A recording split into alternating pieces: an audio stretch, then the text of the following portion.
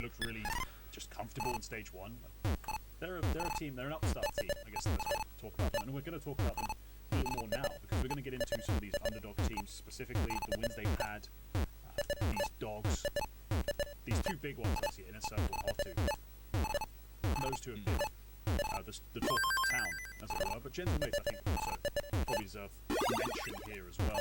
They have just gone down to 1-2 pool after a loss to Aurora, and so Hot2 after a loss to Vitality.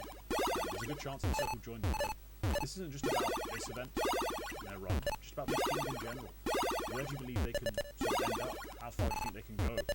Also, which one of these do you think is the most legit of the runs? What's your takeaway from these sort of underdog performances? I kind of have to give it to Hot2. On a hunch, I would just give it to Hot2, but it might also, because I think they have that mix, the edge in terms of which one of them is the more legit. I still have to give it to them because I think they have that solid foundation we talked about before. They have Mo in the back, they have Norbert who is pretty underrated. I think, or at least prior to this event, was pretty underrated because he was considered this, washed up X versus pro player. But he can still frag just like he did on Winstrike and K23 back in the day. I think he was on Winstrike. Seaman, if nothing else. That's sort of... Yeah, it would 100% be Seaman if you asked the Russian. Please don't ask the Russians on this one. Simon is a name. Simon is a name. I don't care. Who did you lose to? Simon. Oh, who's he? Well, firstly, gaming, but also, secondly, just not calling him that. I'm sorry. Simon Gaming. He named the team after himself. Like. Yes, he did. No, okay.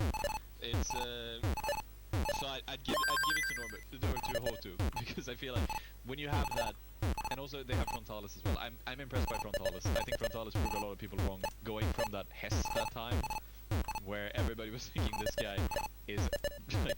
Do you remember the radar cheats accusations?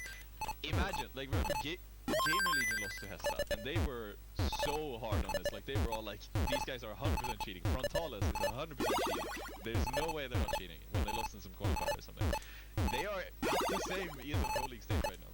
Or two of them even. Like, can you imagine what that must be like in the green room? Like, ZTR running into Frontalis? I'm sure there's been a conversation at some point. But no, proving a lot of people wrong. That's all it. Inner Circle is like, we know they're good.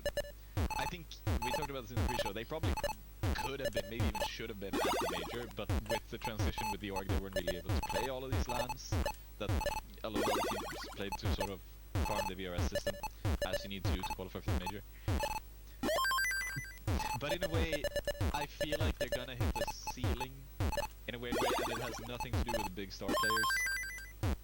Because, as we said, somebody like Dawu is absolutely going to be a tier 1 talent for years to come if things go right for him.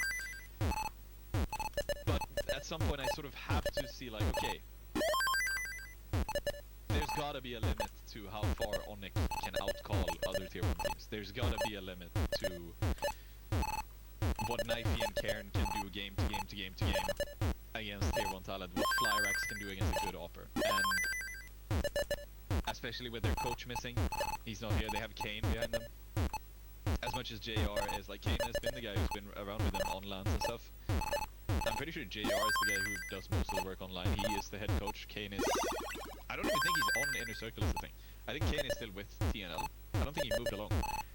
But like, because he was working with the team on lands and stuff, he just sort of keeps doing it, I guess. So... there I sort of see, like, there's a risk that they sort of stagnate if they keep showing up to these lands. At this point, they're not going to keep showing up to these lands. There's no... I don't think there's a single tier 1 land for the rest of the year they even can play. Because all the invites are already out.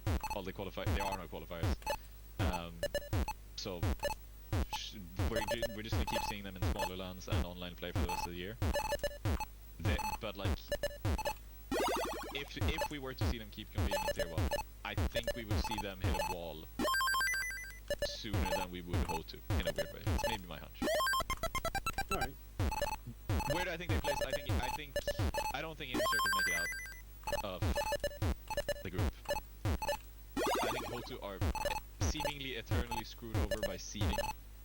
Because at this point they've played Mongol Spirit and Vitality. It's basically set up for them to play Furia in the next game. If Inner Circle win, or maybe Navi if 3D Max win. So, and they're gonna have to take some of those teams on in the 2-2 bracket if they make it there as well. So,